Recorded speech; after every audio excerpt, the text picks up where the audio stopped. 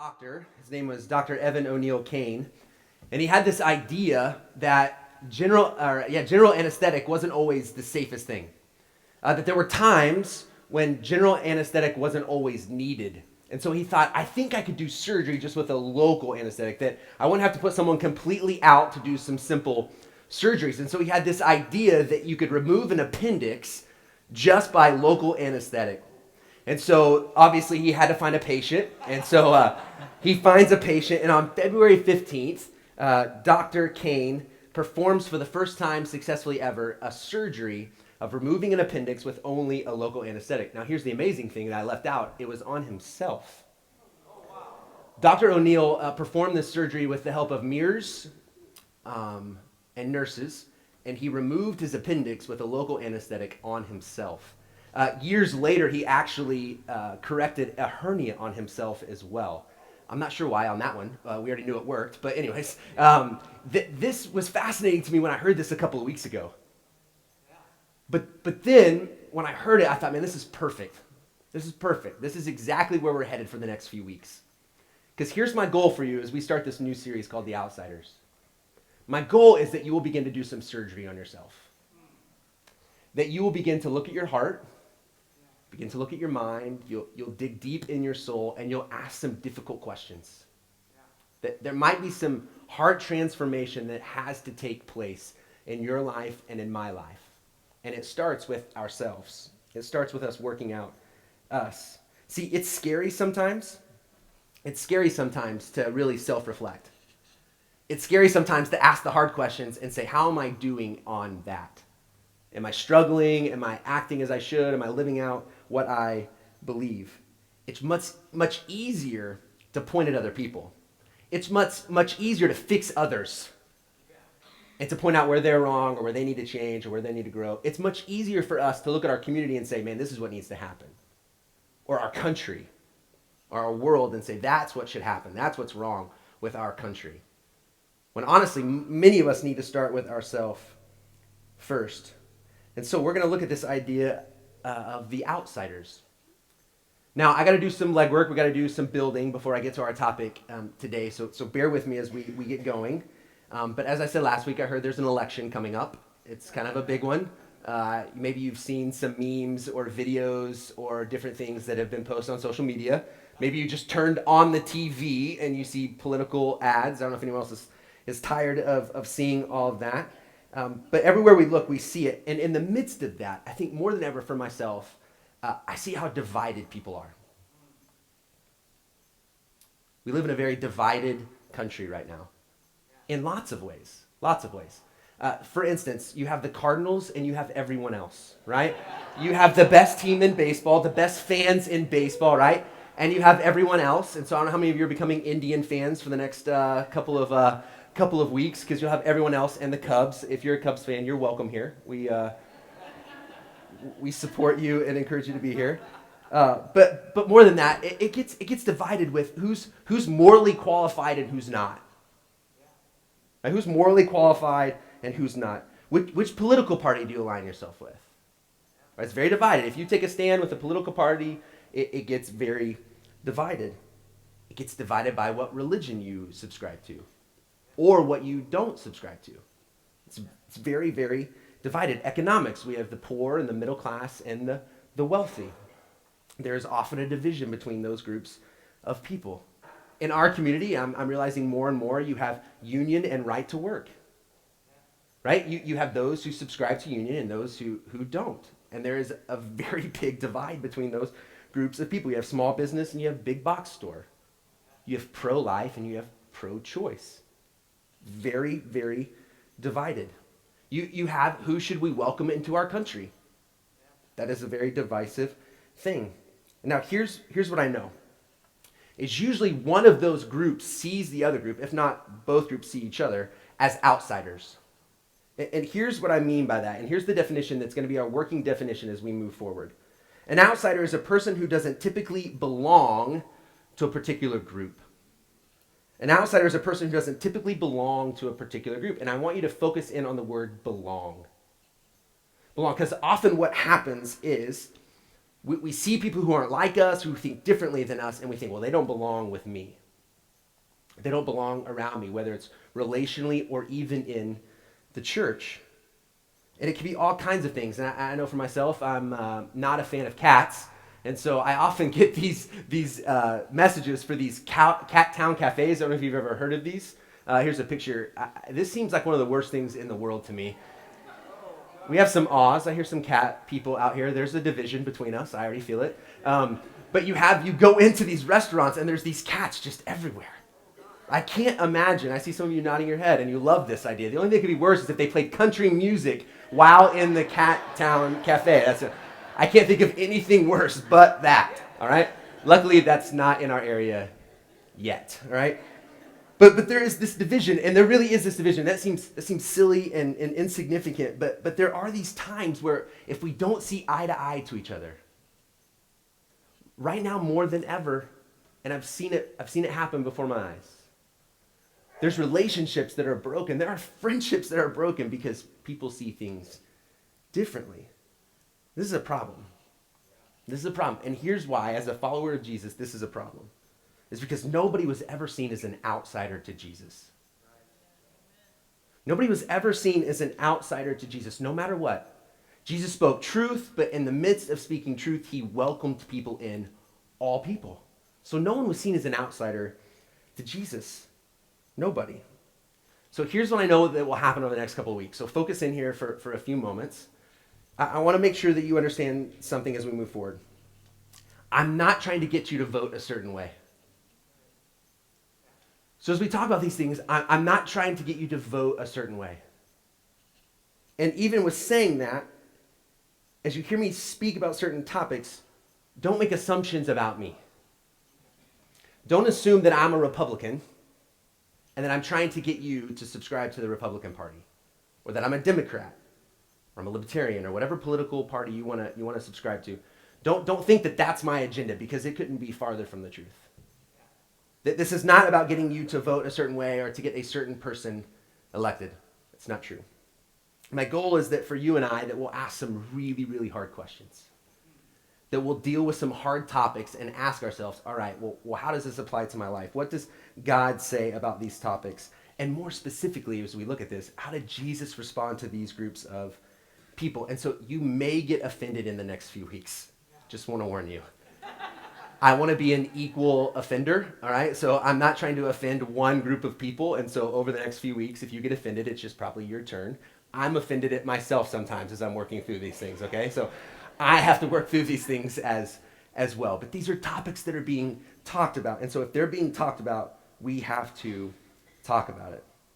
And so today we're going to talk about a group of outsiders, that this is not a new topic, but is quite the hot topic.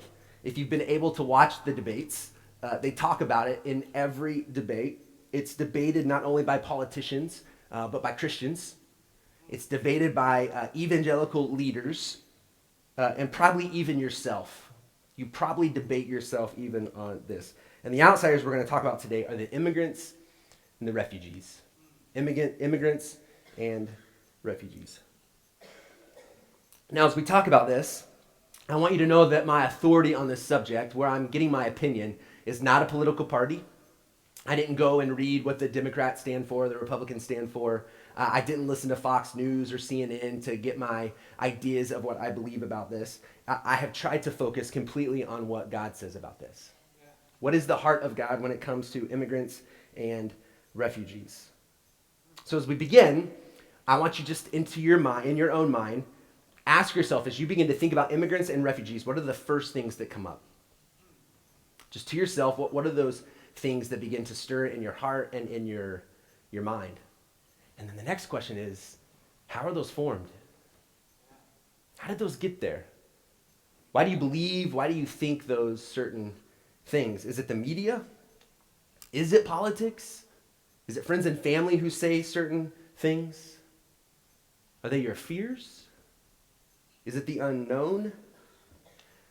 See, not everything in politics or the things that divide people can be really spelled out in the Bible. I mean, we have the ideas of what God says, and we can apply those to a lot of different things. But this is one thing that very clearly is talked about in the scriptures. Not just a few times, not a handful of times. I wouldn't even say a lot of times, I would say that this is one of the main narratives that goes throughout the scriptures. Throughout, you can barely read the Bible and not encounter this. It is talked about often, and I wonder how many times you've heard someone stand up and talk about this issue. I don't know if I've ever been in a church service where we've talked about this. And so if you're a parent, you know what it's like to tell your kids to do things and then to tell them to do things again and again and again. And then you ask them if they did it and they said no. And it's like, did you not hear me? Can you not do what I've asked you to do? We know what that's like. And so as we read the scriptures, there's times where I read the scriptures and I feel like God is doing that.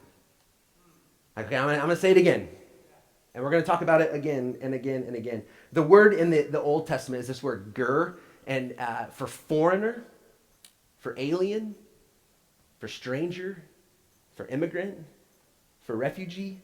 This word ger is used 90 times in the Old Testament. Some scholars say the only commandment that is said more than the way we are supposed to treat these people is to love the Lord your God with all your heart, soul, mind, and strength.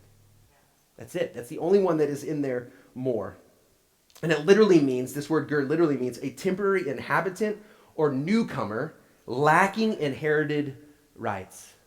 90 times the Old Testament talks about the foreigner, the alien, the stranger. And so we're going to look at a few of these scriptures quickly, and we're going to look at a lot of scripture because I want you to know that this isn't my agenda. This isn't just what I'm thinking. I want you to know that this is what the Bible talks about. If you don't have a Bible, if you don't own a Bible, there's a red one around you somewhere.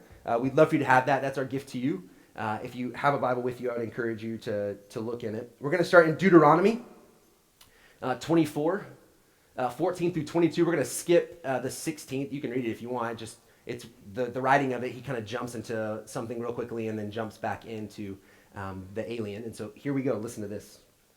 It says, "Do not take advantage of a hired man who is poor and needy, whether he is a brother Israelite or an alien living in one of your towns. Pay him his wages each day before sunset because he is poor and is counting on it. Otherwise, he may cry to the Lord against you, and you will be guilty of sin." Just let that settle for a second. The way we see the immigrant and the way we pay people at times is unfair. If we do this, they may cry to the Lord, and we may see this. The Lord may see this against us, and we'll be guilty of breaking the law of God. Verse 17. "Do not deprive the alien or the fatherless of justice, or take the cloak of the widow as a pledge. Remember that you were slaves in Egypt, and the Lord your God redeemed you from there. That is why I command you to do this. When you are harvesting in the field and you overlook a sheaf, do not go back to get it. Leave it for the alien, the fatherless, and the widow, so that the Lord your God may bless you in all the work of your hands. When you beat the olives from your trees, do not go over the branches a second time. Leave what remains for the alien, the fatherless, and the widow. When you harvest the grapes in your vineyard, do not go over the vines again. Leave what remains for the alien, the fatherless, and the widow. Remember that you were slaves in Egypt. That is why I command you to do this." It's interesting when Jesus talks about the alien, the stranger, the foreigner, he ties it with those other two groups of people. This isn't the only place he does this. And for many of us, we would say, oh, the fatherless? I'll speak up for the fatherless. And many of you are, whether it's fostering or adoption, you support those who are fostering or who have adopted. Like, this is one thing where I would think most would say yes. Or the widow, specifically, as this was speaking about, would have been women who were widows who lose their husband. If a widow lost her husband or a child has lost their father, they own nothing. They have no right to anything. And so most of us would say, yeah, I'm behind the orphan. I'm behind the widow. The alien? The foreigner? I'm not quite sure. But see, here's what we see just in this simple passage right here. The instruction that is giving is saying that God has a heart for these groups of people. Not only does he care deeply about these people, but he calls out the listener to care deeply as well. See, it's not just what God believes about them, but he says, that's what you should believe also. And then as we read, we see these characters, these biblical characters. If you grew up in church, that we lifted up and we supported and we learned about, and we see many of these as great men and women of faith. Do you know that most of them were refugees? Most of them were immigrants, that they were aliens, that they were strangers. Leviticus 19:33-34, a guy named Moses, who was a foreigner in a distant land, he says this: when an alien lives with you in your land, do not mistreat them. The alien living with you must be treated as one of your native born. Love him as yourself, for you were aliens in Egypt. I am the Lord your God. Now we hear Jesus say this, to love your neighbor as you love yourself. Now, and then we ask the question, well, who is our neighbor? Well, we see right here Moses is saying that your neighbor is the alien, the foreigner, the stranger, the immigrant, the refugee that is near you. So, as I said, there's many of these people. So Abraham, who God blesses and is the father of nations, Genesis 23:4, Abraham says this: I am an alien and stranger among you. Sell me some property for a burial site here so I can bury my dead. This is Abraham, the father of many nations. We sing about Abraham. We celebrate his faith and what God did with Abraham.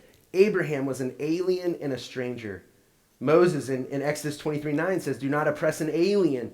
You yourselves know how it feels to be aliens because you were aliens in Egypt.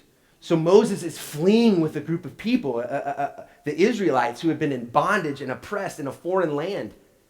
And they've been rescued and they're leaving, but they have to remember who they once were. And so Moses and in these writings were like, remember, you were slaves, you were foreigners. So you know what it's like. Ruth 2:10. Ruth has kind of lost a lot in her life, and she joins in with another family, and she's in a faraway land, Ruth 2:10. At this she bowed down with her face to the ground, and she exclaimed, why have I found such favor in your eyes that you notice me, a foreigner? She's receiving this compassion from people who are not like her, who maybe believe differently or their nationality is different. We could go on and on. There's numerous others who were seen as refugees or immigrants that God uses. But here's one of the most amazing things of all. Mary, mother of Jesus, Joseph, and Jesus were refugees. They were refugees. They were on the run. A refugee is defined as a person who has been forced to leave their country in order to escape war, persecution, or natural disaster. So Jesus enters the story to a very poor young teenage girl, into the wrong community, into the wrong city, into a dangerous part of the world. This is how Jesus enters. And many of us who we've celebrated Christmas, and many of us put out the manger scene, right? We have baby Jesus, and we have the wise men and the shepherds and Mary and Joseph and the angels, and we celebrate that scene, right? I mean, that's why we're here today, is because Jesus comes and God takes on flesh, and that's why you and I are here today. And we end the story right there, Norman, and then we jump forward to where Jesus then kind of does his ministry. But there's a very important part in this story, Matthew 2:13-15. Matthew is an account of the life of Jesus. It says this: when they had gone, when everyone leaves, right? If you've had a baby, you know this moment, right? Everyone's there in the beginning, and everyone provides everything for you and there for you, but eventually it's just you and maybe a spouse and a crying baby, right? And you're figuring it out on your own. So everyone has left them now. It says, when they had gone, an angel of the Lord appeared to Joseph in a dream. Get up, he said, take the child and his mother and escape to Egypt. Stay there until I tell you, for Herod is going to search for the child to kill him. So he got up, took the child and his mother during the night, and left for Egypt, where he stayed until the death of Herod. This is the definition of a refugee. Let me say this again. This is the definition of a refugee, where a father fears for his child's life. And so in the midst of that fear, in the middle of the night, he grabs Mary and he grabs Jesus, and they flee with probably nothing. I mean, there's no time. They hear that this king, this horrible man, is trying to kill Jesus, and so they run. So Jesus not only has the heart for a refugee, but at a time he becomes, as a small child, a refugee. So let's fast forward to where we are now. I don't know if you know this, but the statistics, and I'm not even sure these are probably right. I'm guessing they could even be low. But there's an estimated 65 million refugees right now. That's a staggering number. 65 million. That's 1 out of every 113 people in our world are refugees. It's more than after World War II, one of the worst times in the history of our planet. More than then. And so let's just be honest. We hear the discussion about the Syrian refugees. That's one of the main ones that we hear about. And out of 23 million Syrians, over half of them, almost 14 million, are refugees. And they're fleeing. And they're dying. Right? So we see this, and we see the images, and immediately, even right now, you immediately begin to see what you've seen on media, and you hear what people say, and we form this opinion. And our heart goes to a certain place. But they're not the only ones. There's refugees fleeing Iraq, Afghanistan, Libya, South Sudan, and this has been going on for a long time. These aren't new things. This has been happening for a long time. In the U.S., over the year, we've taken some refugees in. Former Soviet Union, Vietnam, even Iraq. We've done this. However, it almost always comes with pushback. It comes with pushback from our country, from us, from Christians who push back. At a point where a large group of our population was being wiped out because they were Jewish, 1938, in a survey, should we receive more Jewish refugees? 70%. 70% of U.S. citizens said no. No. This isn't new. This has been going on. And it's not new because we're seeing it in the scriptures that there were foreigners and aliens and immigrants and refugees. This is not a new idea. And so we see this crisis around us. And I know the fear that wells up as we think about this. We've heard the stories that they could be, of who those people could be. And there is even talk by politicians on both sides who said, well, if we could prove they were Christians, I don't know if you heard this, if we could just prove they were Christians, then yeah, we'll invite them in. One, I don't know how you prove that. But two, as I read the scriptures, and we're going to look at this more, I'm not sure that's how Jesus defines the alien or the stranger or the foreigner, the one who is seeking help. I don't think there's a list of rules we run through before we welcome and help these people. There were even people who said we shouldn't even take kids. We should not take children. We should not take women. We should not take these people. I don't know if you know this, but the U.S. has a vetting process for refugees. Right? So as we quickly speak and say what should or shouldn't happen, I mean, we have this vetting process that often takes almost 2 years. So can you imagine Joseph on the run and someone steps up and says, I know you're in fear. 2 years. Make it 2 years, and we'll then let you in. And I'm not saying that this is right or wrong. I'm just telling you, I'm painting the picture of what is going on in our world right now. So in the midst of the fear and everything else, I keep coming back to, well, what does God say?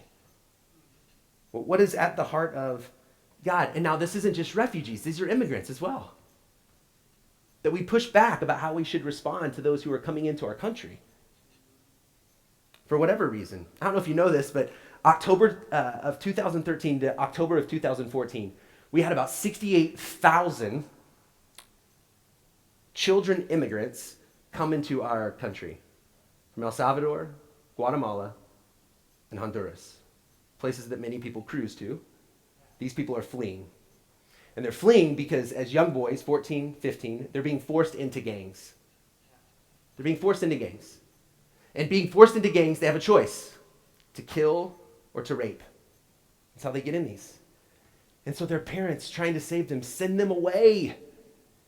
They send them away on this journey, and they make their way here. And at one point, there are these people who are getting these kids together and putting them on charter buses to bring them in. They're trying to rescue these kids. You know how many people responded? Here's a picture.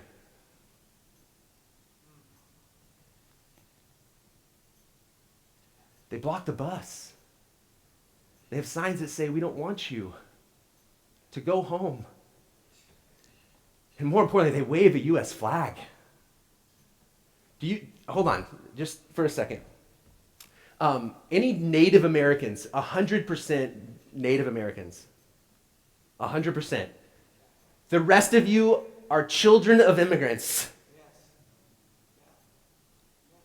Some of you may even be immigrants yourself here. Now, you might be first generation. You might be children of refugees. And we have this idea of we have to keep them out. Now, what do we do with all of them? I don't know. I don't know. All I know is that the heart of God, the heart of Jesus does not, I don't think he accepts this.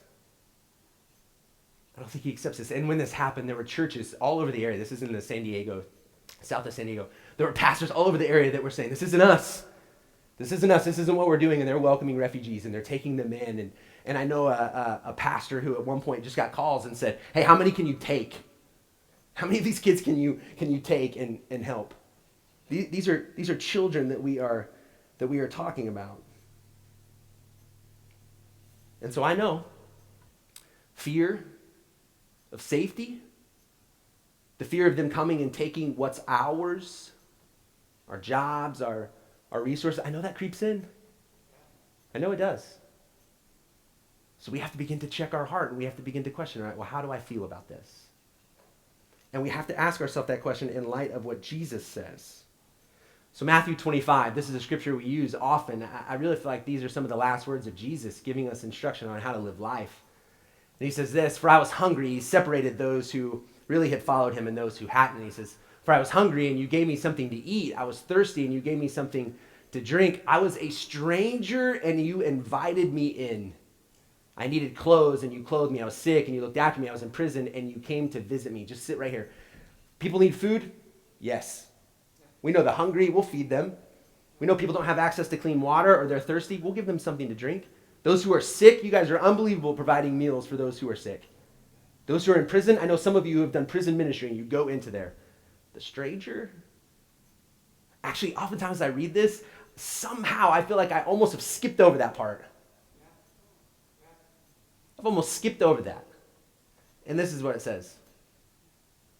Then the righteous will answer him, Lord, when did we see you hungry and feed you, or thirsty and give you something to drink? When did we see you, a stranger, and invite you in, or needing clothes and clothe you? When did we see you sick or in prison and go to visit you? And he says this, the king will reply, I tell you the truth. Whatever you did for one of the least of these brothers of mine, you did for me. So to have a heart for the foreigner, to have a heart for the stranger, to have a heart for the refugee, is to have a heart for Jesus. These are not my words.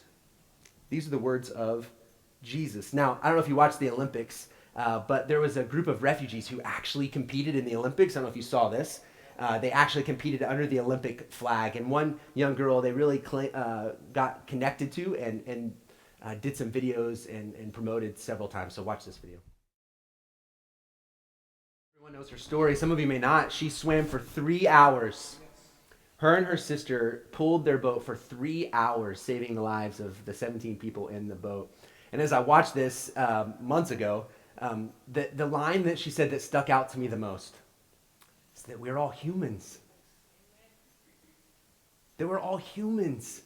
So as we look at racism, as we look at any way we look at a different culture or group, as we look at the way we feel towards refugees from certain places, and we see Muslims, they're humans. Humans. And more importantly, not only humans, but I believe, if you are a follower of Jesus, that you believe that we are created in the image of God. All people. Not everyone lives into that, not everyone understands that, but we believe that all people are created in the image of God. Even the radical Muslim is created in the image of God. And that messes with us. And that's difficult. But we believe it. I believe it. And so here's what happens is we have certain groups who are like, oh yeah, I'm good with that. And so let me throw up this picture real quickly as we get to kind of the end here.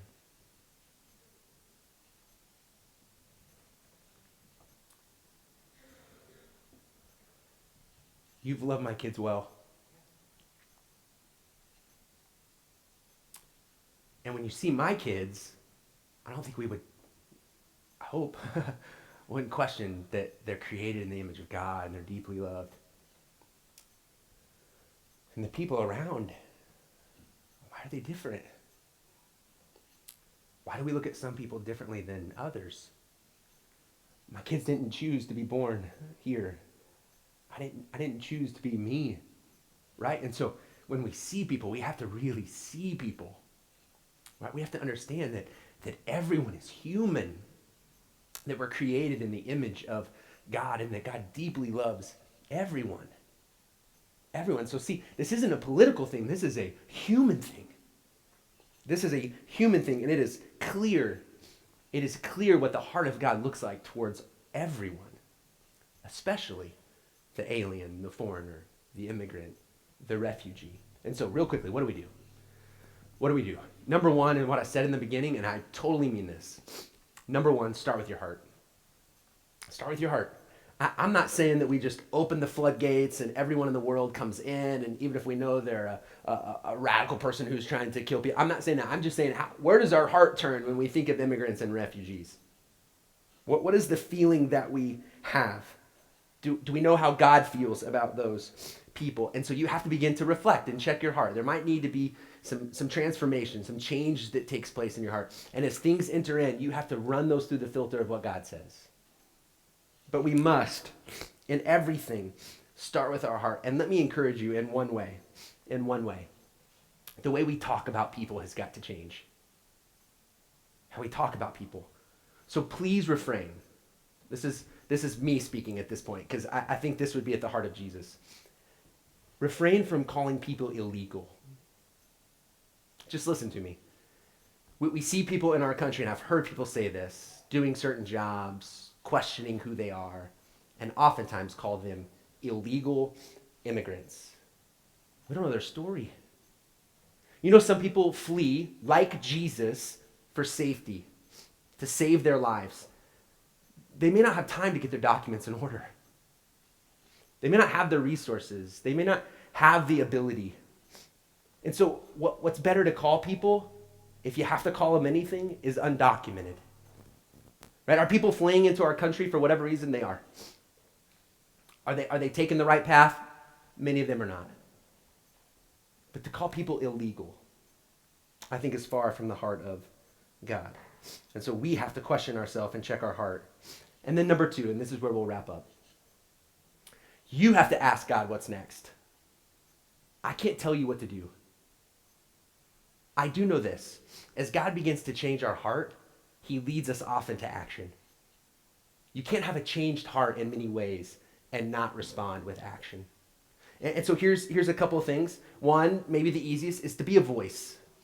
So when people share things or refrain from sharing things on social media, to speak in a certain way, but just be a voice for those who don't have a voice.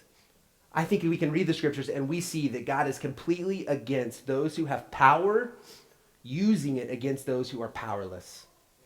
And so we have to have a voice and we speak up for what we believe is right. And then there's opportunities to act.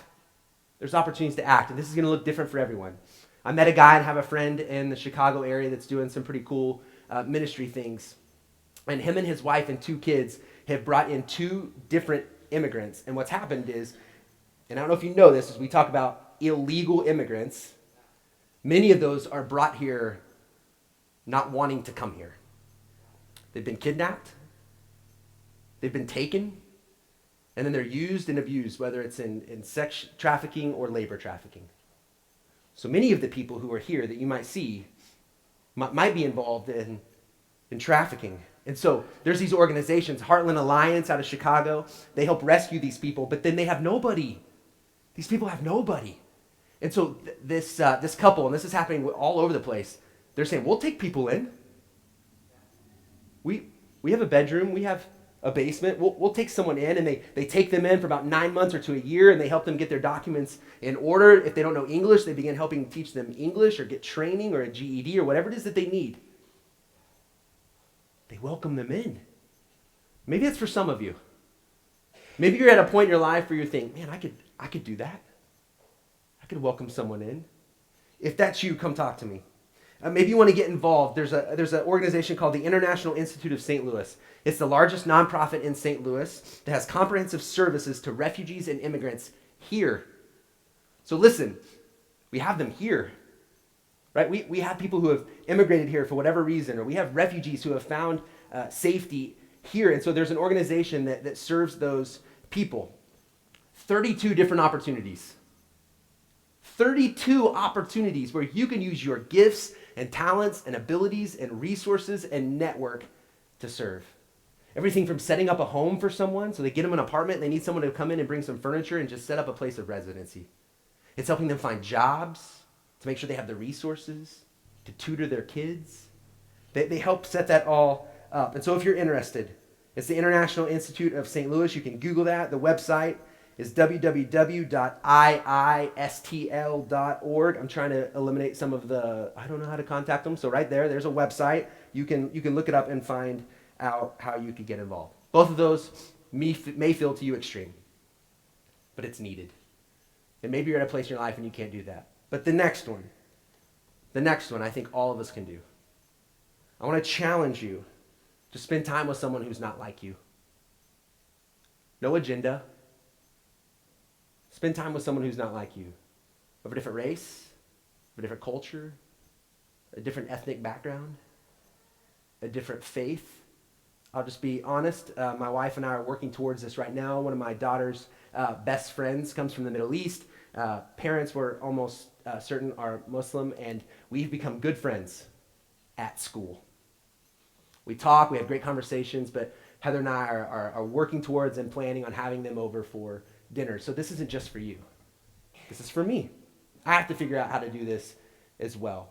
Will it be difficult and uncomfortable? Is there a little bit of a language barrier and cultural differences and religious differences? Yeah. But you know what? As I said before, we're all human. We've all been created in the image of God, and so it's no agenda, just to love. I know this is a fact. It is hard to dehumanize people when you know them. It is hard to dehumanize people when you sit face to face and you have a meal and you spend time with them. It's very hard to do. And so I think all of us can do that. Now here's the challenge, is if you don't know someone. If you don't know someone, that should not be a problem in our community. But if you don't know someone, there might be some other steps that need to take place first. And so we must not get caught up with what a political party or what social media or what the news channels tell us and how we're supposed to respond to the alien, to the immigrant, to the foreigner, to the refugee. What we do is we ask God, what do you want me to do? God, how can you change my heart? Would you pray with me?